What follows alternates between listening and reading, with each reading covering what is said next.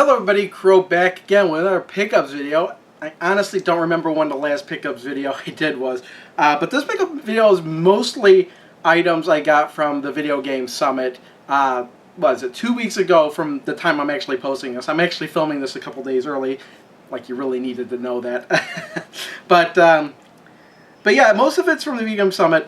I honestly was not going to buy anything, and then I wound up buying stuff anyway. I'm just kind of looking at the camera. I thought things might be off color, but who cares? We'll go with it. So first of all, I'll start out with items that, this isn't from the Video Game Summit, of course, but non-gaming related items. So of course, in the mail, I got Mystery Science Theater 3000 Volume 28. And this comes with Slime People, Rocket Attack USA, Village of the Giants, and the Deadly Mantis, with plenty of bonus features. Funny thing about this is I pre-ordered it a long time ago and it came in the mail. I was like, oh, I completely forgot. I love it when that happens. But I pre-ordered it on the Shout Factory website instead of through Amazon like I normally do. I paid a little bit more, but only because it came with this extra disc for pre-orders. And what it is a disc with shorts, the Phantom Creep shorts, the Underseen Kingdom shorts, and the General Hospital shorts. Secondly, this was shortly before the Video Game Summit. My wife had some credit at Toys R Us, and there were two games we were interested in. So first of all, show some I was going to say WarioWare, but it's not WarioWare. It's Game & Wario. This is kind of like a next step in the WarioWare series. And it says Gamepad Pandemonium. So what the WarioWare series usually did was, the first game was kind of, just a simple game, throwing all these micro games at you. And then subsequent games usually had some kind of twist on it. There was WarioWare Twisted, which used the tilting mechanism. You had WarioWare Touched for the Nintendo DS that used the gamepad. You had WarioWare Smooth Moves on the Wii that used all the Wiimote and all the functionality of that. So this Game & Wario is a little bit different in that there's not micro games, there's mini games. Much like Nintendo Land. And it utilizes every single game. Each character, in the previous games, each character had its own series of games. But in this one, each character has one mini game. And that mini game lasts a lot longer than the previous versions of it. But it works a lot like Nintendo Land. So, you know what? A lot of people hate on Nintendo Land. I like Nintendo Land. This may have a little bit more personality than Nintendo Land. And the games are, you're bound to find a game in there you like. So if you have the Wii U, I don't see any reason why you shouldn't have this game. It's a great game. You can see footage. It's really wacky, really out there. And the best part about the footage I'm showing is you don't see what is on the gamepad, because what you see on the gamepad can be oftentimes completely different than what you're seeing on the screen. Especially like there's 9 volts game where you're actually playing the Game Boy or whatever. It's like you're playing a version of WarioWare. But while you're playing it, you have to look at the TV because he's supposed to be sleeping. And as his mom's coming out, and she's checking in on him, he's got to pause the game and pretend like he's sleeping. If he gets caught, that's it. And it's an interesting concept. If you're only looking at the screen, you'd be wondering what the hell's going on. And by the way, that is one creepy game to play because it's got these eerie sound effects and everything. But I for the most part, like most of the games more than the games in Nintendo Land. But there are games in Nintendo Land I'll happily go back to play anyway. So anyway, that's Game & Wario. Next up is a game that when I heard was coming out, I'm so far behind. I don't know about these games coming out until after they come out. So this game had just come out and I was seeing trailers for it. I was like, I think I have to get this game. So also off the Toys R Us credit, we got Deadpool for the PS3. And somebody had told me while I was playing it in one of the chats that, it got mediocre reviews or whatever. I don't know what... Okay, fine, the gameplay isn't the best, but the game is so entertaining. Deadpool's such an hilarious character. He breaks the fourth wall oftentimes, and if I time this right, there's some footage up that I'll be showing where that's a perfect example of this. It's where Deadpool is literally bitch slapping Wolverine, and eventually he says, because the player keeps mashing the button. I hope I left enough time in there for him to say it, but I'm sure I could stretch it, edit it so it'll fit in there. But he says that the player keeps pushing the square button. That's why he's doing it.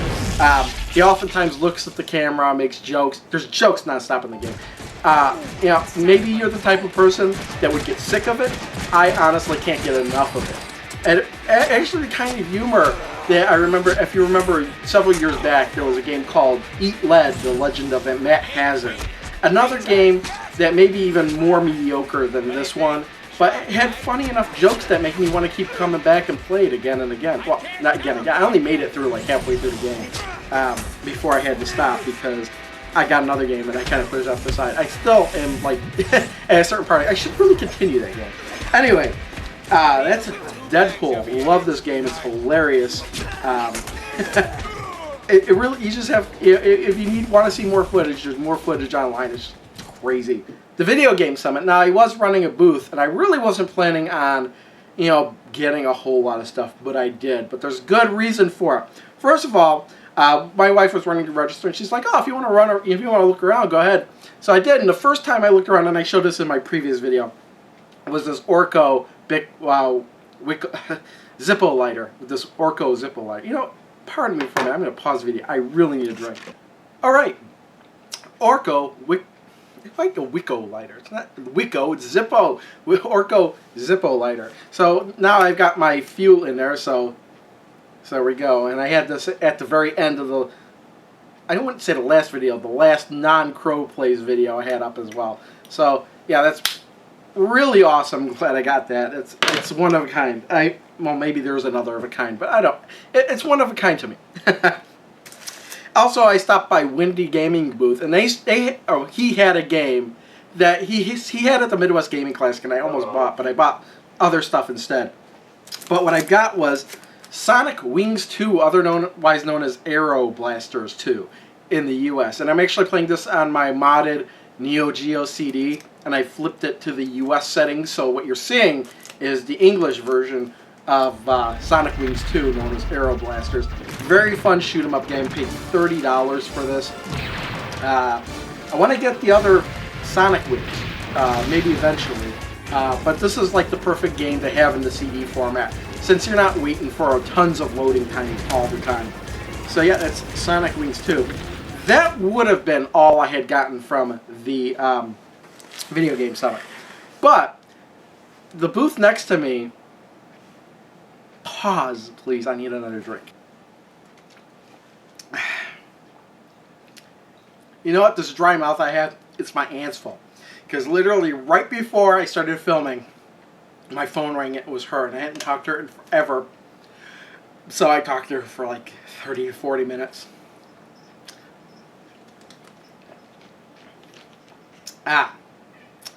Where was I?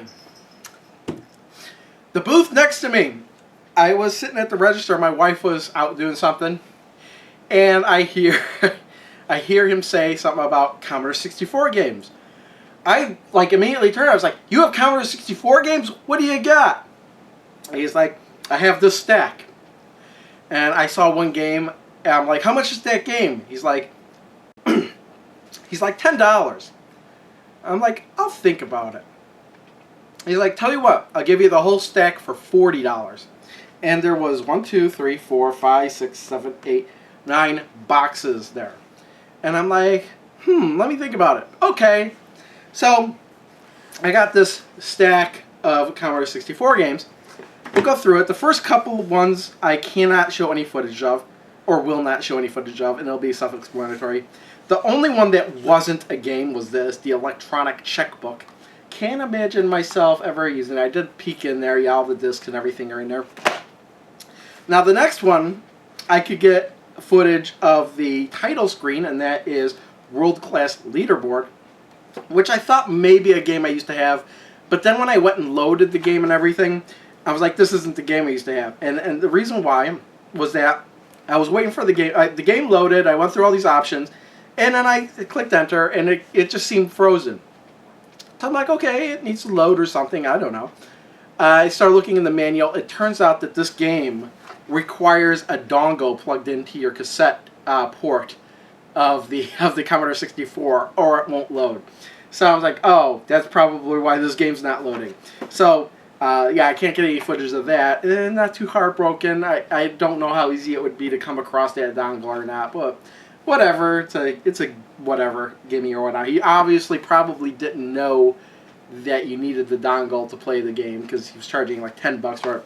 Also, this is like an add-on expansion pack for this, and it's just 4 more courses. I think 3 or 4 more courses. They're kind of being aloof whether or not there's 3 or 4 courses on the back of this. But all the rest of these games I could play fully. So I kind of remember either my uncle or my dad having this game. Never really played it before, but that was Super Bowl Sunday, and after playing it, I know why I never played it. This isn't like an action football game. This is a game where you call, like you manage the team, you call the plays, and then you watch the computer do it on the screen. So it's actually pretty interesting. I played it once. I played one game. You know, I played like half a game because it takes a really long time to... I take that back. I think I did play the whole game, about 5-minute quarters. So, yeah, everything was in here, I think. So take a look. Not that it's important.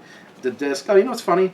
Is the instruction manual for Super Play Action Football for the ColecoVision is in here. But yeah, it's a nice big box to put on my shelf. Next up we have Karate Champ, an arcade classic on the Commodore 64. I was kind of excited to get this one, even though I'm not really into Karate Champ. I haven't really played it that much. In fact, in this footage that you're seeing is the computer fighting the computer. I didn't even bother to play it yet. But it looks really good for the Commodore 64. And this, I believe, had, let's see, what do we got in here? We got the instruction manual, you know, Daddy East flyer and everything in here. So, not bad. Here, we originally had this marked at $15.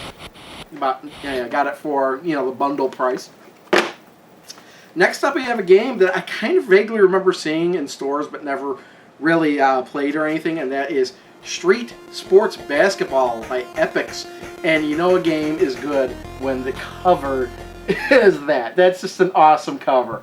But yeah, it's a, was it 3-on-3? Perhaps? Yeah, 3-on-3. I like how in the beginning, you flip the coin and you call heads or tails, and then you and your opponent take turns picking players off the sidewalk or whatever. It's pretty cool. Plays pretty fast. I should have, actually, the footage you're saying, I had it on easy because I was worried that it might be too difficult, but it was way too easy. The reason I thought it might be too difficult is because of the next game, and I'll get to that. So, yeah, it's kind of like a little bit like NBA Jam, kind of. Yeah, it's like pre-Arch Rivals, really. But, yeah, need another drink of water. Alright, next up we have from GameStar, GBA Championship Basketball. A game I never really played before. This is nice. It's got this plastic insert in there that I'm not going to pull out, but it has the manual, has the discs and everything. It's more of a slow-moving basketball game. The thing I don't really like about it is as soon as, if you're on, it kind of flips back and forth between the two ends of the courts from center court. And if you get the ball, you don't control anything until your character makes it to the other side of the court. They do it automatically. I don't like that. But the reason they do that is to give you time to pick your strategy you want to use for when you get to the other side of the court. Otherwise, I found this game incredibly difficult. Took me a while before I could even figure out how to score. But still, nice looking game. And this next game is a game that me and my dad used to play. Actually, we used to play the previous version of this. And I kind of remember we got the updated version. We didn't really play this one all that much, but I remember playing it. But by the same company, GameStar, this is Championship Baseball. We used to play this a lot. And for the time, it's my phone again. Thankfully, it was a text message and not a call, as I'd have to pause this video again.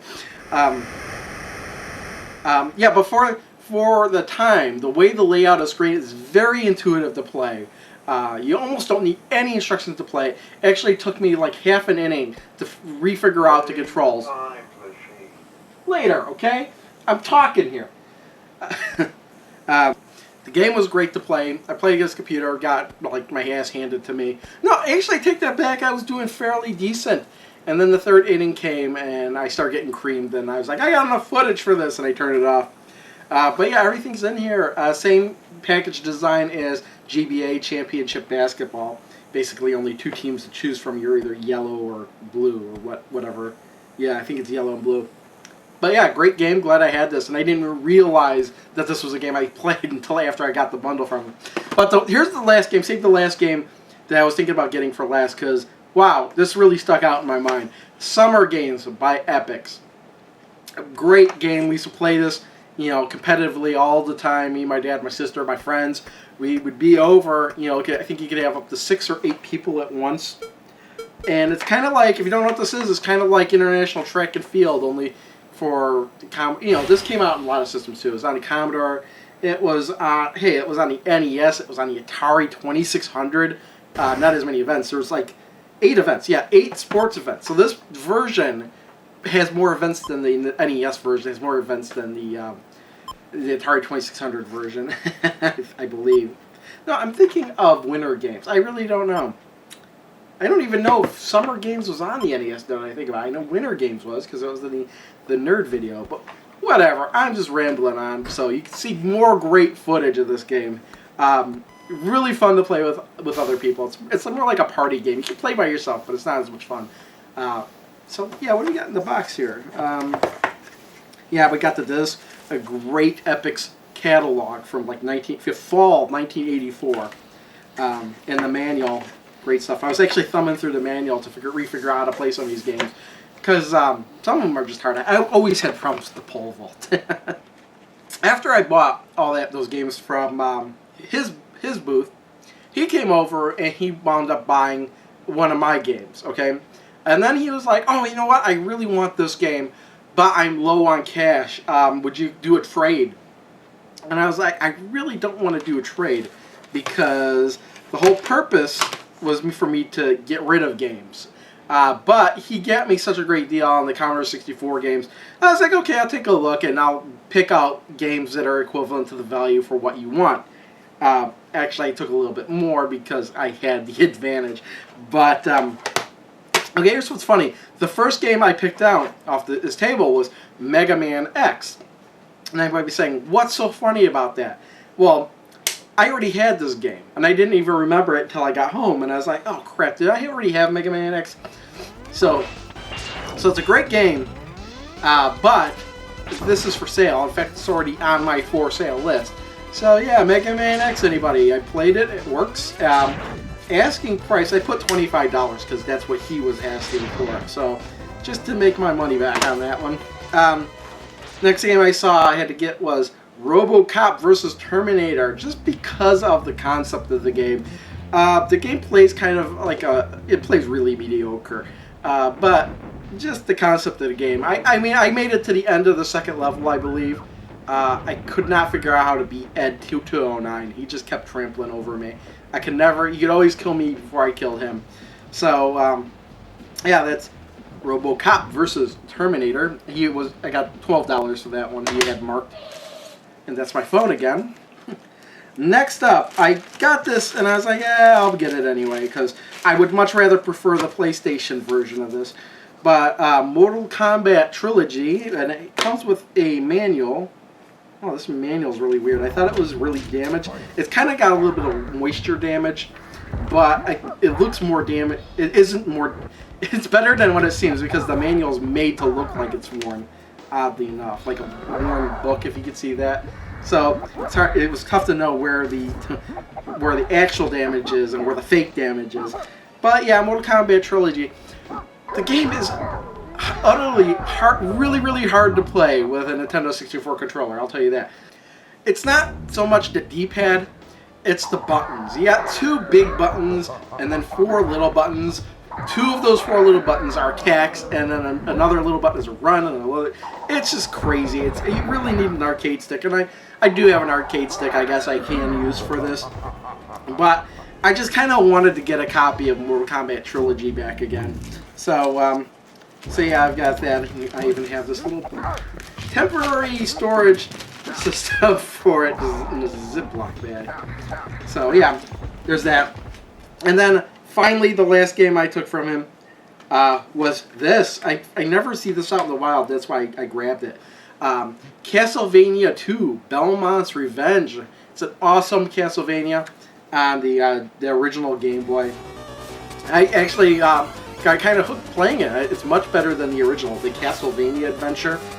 You kind of start your level out. You can choose which level to go to. Plays very, very nice. I was playing it on the Super Game Boy. I actually was playing on my Game Boy Advance too, and looks great. A great looking game. I highly recommend it. He was asking $20 for it. I just grabbed all of it because it was greater than the value of what he wanted. And finally, let's see if I can make it through this last one. I'm about to lose my voice, I swear. Okay, drink of water, cut. There's a game on the Vita, okay, this is a Vita game, that I only see at Target for some reason. Not at Best Buy, not at GameStop, not at Walmart, and it's this game, Super Monkey Ball Banana Blitz. Now, I was very interested in this game because Super Monkey Ball 2 was one of two games that I really wanted to get a GameCube for way back in the day. So when I got a GameCube, I got Super Monkey Ball 2 and Super Smash Bros. Melee right off the bat. Those are two games I knew I absolutely wanted. So I've been into the Monkey Ball series ever since then. So I wanted to get this game, but Target had it for $30, and I kept like, $30, I don't know. So I kept passing on it, and just one day I had the whim. It's like, let's look at it on Amazon. Amazon had it for $14. Sold right then and there. Got the game. Actually, literally today, I was filming this, and I actually filmed my Vita playing it. Well worth the money. I love the game right off the bat. One gripe is that, you've got two analog sticks on the Vita, and it doesn't seem like you could use the right analog stick to look around. You can look around when you're standing still, but not when you're moving, and I think that's kind of crap. But then again, it's almost exactly how the GameCube version played, so I'm kind of okay with it. I need to play with it a little bit more. Plenty of levels. The bonus party games are there. And that was my main instead of forgetting it, because we used to play the party games, Monkey Ball 2. Not my main instead of forgetting this one, but that's what hooked me into the series, was the party games. We played at at these gaming nights, and we played Monkey Ball, like Monkey Fight, Monkey Bowling, all this other stuff. And happy to say, Monkey Bowling's there, the hang glider's there. You got many different versions of Monkey Bowling in there, it appears like.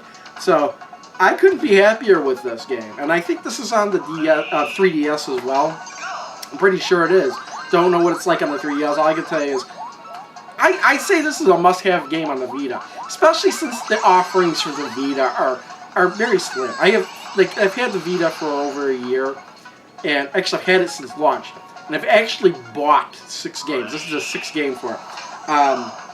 But then again, is it to say I'm disappointed in the Vita? No. I could go back and play any one of those 6 games that I've bought and still have fun with them. I'm not tired of any of those games, but sometimes you just want a little bit more variety. And PlayStation Plus really helps out with that too, because I have like at least 7 or 8 free full games on there because of that. And then there's all the mini games. And I don't know, I could just speak about the Vita. I could praise the Vita all day. I really love it. When you play it, of course, this is going from Monkey Ball to just praising the Vita now. The screen is amazing now. What can I say? I really, it's my favorite handheld of all time. That's all I can say. I know that some people are like, compatibility a little bit more. You got the Game Boy SP. That's another great option. I know Steve Benway, that's his favorite. But I don't really, I usually have big pockets anyway. And with the Vita, I usually have a carrying case. Like, I had my oil changed, my tires rotated last Saturday, and I took my Vita with me. Hour and a half, flew right by. That's what I use the Vita for. So, what was I say? Yeah, Super Monkey Ball Banana Blitz, very highly recommended. That's all. Thanks anyway for watching. I'm exhausted and I cannot speak. See y'all next time. Bye.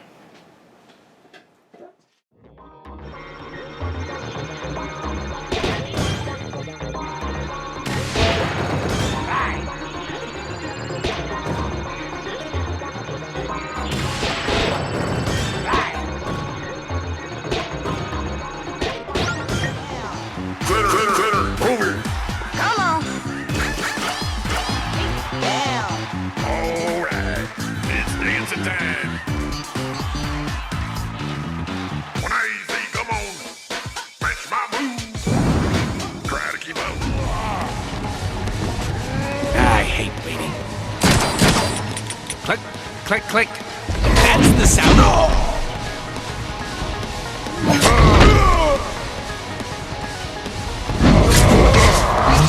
You are so uninvited to my birthday party. I've got you right where I want you.